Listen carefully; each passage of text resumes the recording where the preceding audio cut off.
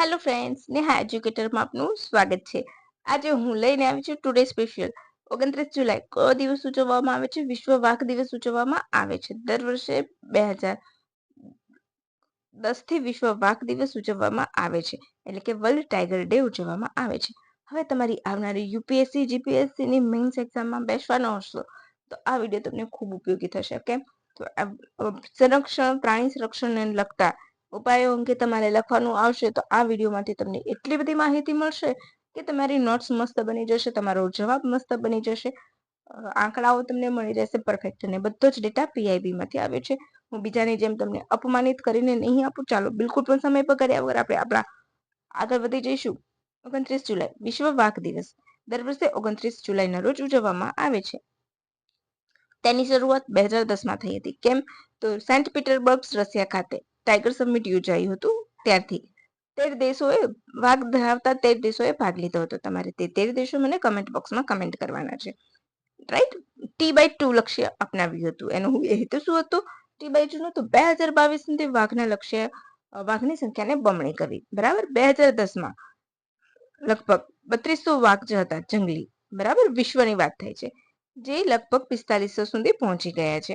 અને અંદાજ મુજબ વિશ્વમાં 5711 જેટલા જંગલી વાઘ છે. હવે ભારતમાં આપણે વાઘ વિશે જોઈશું કે વિશ્વનું શું નેતૃત્વ કરે છે ભારત. તો ભારતમાં લગભગ 70% વાઘોનું ઘર છે. ઓલ ઇન્ડિયા ટાઈગર એસ્ટિમેશન 2000 મુજબ ભારતમાં 3682 વાઘ છે, જેમાં પ્રથમ ટાઈગર સ્ટેટ મધ્યપ્રદેશ છે, ત્યારબાદ કર્ણાટક છે, પછી ઉત્તરાખંડ છે અને મહારાષ્ટ્ર છે. યાદ રાખજો ક્રમ. તમારે એક્ઝામમાં તમે ડિસ્ક્રિપ્ટિવ આન્સરમાં ક્રમ લખશો તો ખરેખર બહુ જ તમારો જવાબ બહુ સરસ લાગશે. 1972માં રોયલ બેંગલ ટાઈગર ભારતનું રાષ્ટ્રીય પ્રાણી જાહેર કર્યું હતું. 73માં તમને સૌને ખ્યાલ જ છે શું બન્યું હતું? તો પ્રોજેક્ટ ટાઈગર લોન્ચ થયો હતો. હવે પર્યાવરણની દ્રષ્ટિએ વાઘ ટોપ પ્રેડેટર છે. એટલે કે ટોપ પ્રેડેટર એટલે શું છે કે એનો શિકાર કોઈ કરનારું હોતું નથી. નીચે હું તમને જે બે ટર્મ્સ આવશે, બંને હું ટર્મ્સ નીચે તમને આપી દઈશ કે અમ્બ્રેલા સ્પીસીસ કેમ કહેવાય છે અને ટોપ પ્રેડેટર એટલે શું. ક્લિયર? એટલે તમારો એ ડાઉટ પણ ક્લિયર થઈ જશે. જંગલમાં શાકાહારી પ્રાણીઓની સંખ્યા સંતુલિત રાખે છે. વાઘને અમ્બ્રેલા સ્પીસીસ પણ કહેવામાં આવે છે, કારણ કે વાઘનું સંરક્ષણ કરવાથી આખું જંગલ, નદી, જૈવ વિવિધતા ટકેલી રહે છે. હવે આપણે આવીશું સીધા પ્રોજેક્ટ ટાઈગર. 1973માં લોન્ચ કરવામાં આવ્યું હતું. અમલીકરણ પર્યાવરણ, વન અને જળવાયુ મંત્રાલય દ્વારા. મુખ્ય હેતુ કુદરતી રહેઠાણમાં વાઘોની ટકાઉ વસ્તી જાળવવી, વાઘના રહેઠાણનું સંરક્ષણ કરવું, રાજ્યને નાણાકીય અને ટેકનિકલ સહાય આપવી વગેરે. ભારતના 18 રાજ્યોમાં 58 ટાઈગર રિઝર્વ આવેલા છે, જે 84,500 ચોરસ કિલોમીટર વિસ્તારમાં છે. ભારતના કુલ ભૌગોલિક વિસ્તારના લગભગ 2.56% જેટલા છે. ભારત વાઘ સંરક્ષણ માત્ર એક યોજના નથી, પરંતુ વિજ્ઞાન આધારિત ગવર્નન્સ ફ્રેમવર્ક છે, જેના મુખ્ય 3 આધાર છે. યાદ રાખજો, આ તમારે બહુ જ અગત્યનું થશે આ 3 point. Project Tiger, National Tiger Conservation Authority અને tiger conservation plan. Project Tiger આપણે જોઈ લીધું. હવે એનટીસીએ. તો એનટીસીએની સ્થાપના 2006માં વાઇલ્ડ લાઇફ પ્રોટેક્શન એક્ટમાં સુધારા બાદ કરવામાં આવી હતી. મુખ્ય કાર્ય શું છે? તો પ્રોજેક્ટ ટાઈગરની દેખરેખ રાખવાનું કામ કરે છે, ટાઈગર કન્ઝર્વેશનના પ્લાન્સને મંજૂરી આપે છે, રાજ્યોને નાણાકીય, વૈજ્ઞાનિક, ટેકનિકલ સહાય આપે છે, ટાઈગર રિઝર્વનું મૂલ્યાંકન કરે છે, સ્ટાન્ડર્ડ ઓપરેટિંગ પ્રેડેટર જાહેર કરે છે. એનટીસીએ દ્વારા અધ્યક્ષ કેન્દ્રીય પર્યાવરણ મંત્રાલય એનું નિયંત્રણ કરે છે. હવે ટાઈગર ટાસ્ક ફોર્સ. બરાબર, ભારત સરકારે ટાઈગર કન્ઝર્વેશન પોલિસીની સમીક્ષા માટે ટાઈગર ટાસ્ક ફોર્સની રચના કરી હતી. એને શું ભલામણો કરી હતી? તો પારદર્શિતા વધારવી, સ્થાનિક લોકોની ભાગીદારી વધારવી, મજબૂત સંકલન ઊભું કરવું અને 2006માં વાઇલ્ડ લાઇફ પ્રોટેક્શન એક્ટમાં સુધારો કર્યો અને NTC Wildlife Crime Control બ્યુરોની સ્થાપના કરવામાં આવી. ટાઈગર રિઝર્વનું માળખું. ટાઈગર રિઝર્વ તમને સૌને ખ્યાલ છે કે 58 ટાઈગર રિઝર્વ છે, પરંતુ એનું માળખું શું હોય છે? તો દરેક ટાઈગર રિઝર્વના 3 ભાગમાં વહેંચાયેલો છે: કોર એરિયા, બફર એરિયા અને wild life corridor. Core area, buffer area અને વાઇલ્ડ લાઇફ કોરિડોર. હવે તમે આ માહિતી જ્યારે ટાઈગર રિઝર્વ કે કોઈ પણ રિઝર્વ વિશે પૂછ્યું, ટાઈગર રિઝર્વનું મહત્વ, તો તમને ટાઈગર રિઝર્વનું માળખું 3 ભાગમાં વહેંચાયેલું છે કરીને લખશો તો સામેવાળા વ્યક્તિ પર ઇફેક્ટ ખૂબ સરસ પડશે. કોર એરિયા તો ક્રિટિકલ ટાઈગર હેબિટેટ, સૌથી વધુ સુરક્ષિત વિસ્તાર છે, માનવ હસ્તક્ષેપ બહુ ઓછો હોય છે.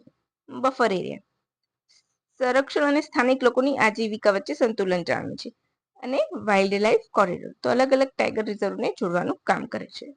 ક્લિયર. પછી આવશે all India tiger estimation AITE વિશ્વનું સૌથી મોટું બાયોડાયવર્સિટી સર્વે છે. શું છે? આ વિશ્વનું સૌથી મોટું બાયોડાયવર્સિટી સર્વે છે. 4 વર્ષે યોજાય છે. આ સર્વે NTCA અને wild life institute of India દ્વારા કરવામાં આવે છે. 2022ના સર્વેમાં પ્રથમ વખત સમગ્ર દેશનો અનગિલ્ટ સર્વે પણ કરવામાં આવ્યો હતો. રાઈટ. સર્વેમાં આ બાબતનું મૂલ્યાંકન થાય છે. વાઘોની સંખ્યા, ક્રો પ્રેડેટર્સ, શિકારી પ્રજાતિ, હેબિટેટ ક્વોલિટી. ભારતે વાઘોની દેખરેખમાં આધુનિક ટેકનોલોજીનો ઉપયોગ પણ કર્યો છે, જેમ કે એમસ્ટ્રીપ. એમસ્ટ્રીપનું ફૂલ ફોર્મ યાદ રાખી લેજો. Monitoring system for tigers intensive protection and ecological status, જેમાં GPS, GPRS, રિમોટ સેન્સિંગ જેવી ટેકનોલોજી યુઝ કરી હતી. આર્ટિફિશિયલ ઇન્ટેલિજન્સનો ઉપયોગ કરીને CA-TART એટલે કે કેમેરા ટ્રેપ્ડનું કર્યું હતું સંચય. અને એક્સ્ટ્રેક્ટ કમ્પેર દરેક વાઘની પટ્ટીઓની આધારે તેની ઓળખ કરે છે. બરાબર છે. પછી NTCA તો કેમેરા ટ્રેપ સર્વેને ગિનીસ વર્લ્ડ રેકોર્ડમાં સ્થાન મળ્યું છે. બરાબર, યાદ રાખજો. એક સિદ્ધિ છે આપણા NTCA ની, તો કેમેરા ટ્રેપ સર્વેને ગિનીસ વર્લ્ડ રેકોર્ડમાં સ્થાન મળેલું છે. મોટું વાઇલ્ડ કેમેરા ટ્રેપ સર્વે માનવામાં આવે છે ને એની અંદર જ આ મળ્યું છે. પછી આવશે ઇન્ટરનેશનલ બિગ કેટ અલાયન્સ. તમને સૌને ખ્યાલ છે, ખૂબ ચર્ચામાં છે. માર્ચ 2024માં બન્યું હતું. ભારતમાં સચિવાલય છે. 7 બિલાડી કુળની પ્રાણીઓનો તેમાં સમાવેશ થાય છે. તમને સૌને ખ્યાલ છે આના વિશે. હમણાં જૂનમાં આપણા દિલ્હીમાં સમિટ પણ યોજાયું હતું. હવે તમારે બિલાડી કુળના પ્રાણીઓ સાથે જોડાયેલા દિવસો જોવાના હોય તો એક હું કહું છું, 29 જુલાઈ વિશ્વ વાઘ દિવસ, પછી ઓગસ્ટમાં આવશે વિશ્વ સિંહ દિવસ. બરાબર છે, યાદ રાખજો. બાકીના તમારે મને કહેવાના છે. 4 ડિસેમ્બર તો વિશ્વ ચિત્તા દિવસ. આ મેં 2 થી 3 વખત કરાવ્યું છે. અહીંયા મેં નથી લીધું, મારે ફક્ત વાઘની માહિતી આપવી હતી એટલા માટે. ગ્લોબલ ટાઈગર ફોરમ તો મુખ્યાલય નવી દિલ્હીમાં છે. વિશ્વનું એકમાત્ર આંતર સરકારી ટાઈગર કન્ઝર્વેશન ઓર્ગેનાઇઝેશન છે અને તે ટાઈગર રેન્જ કન્ટ્રીઝ તેના સભ્ય છે.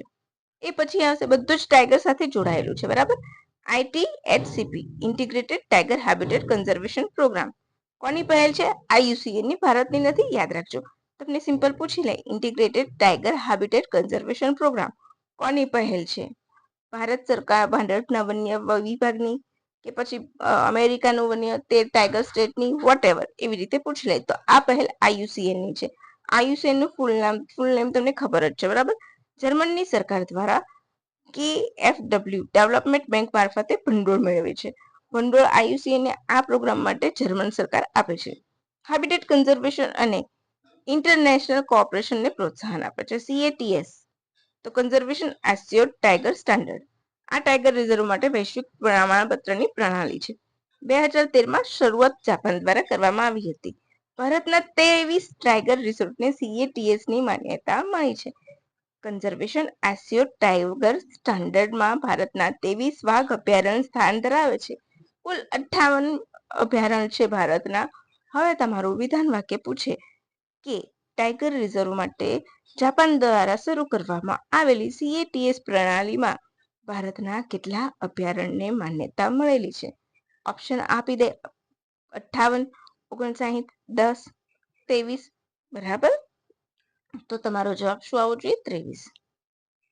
MEE એટલે કે management effectiveness evolution tiger reservation માટે રિઝર્વ્સના સંચાલનનું મૂલ્યાંકન કરે છે.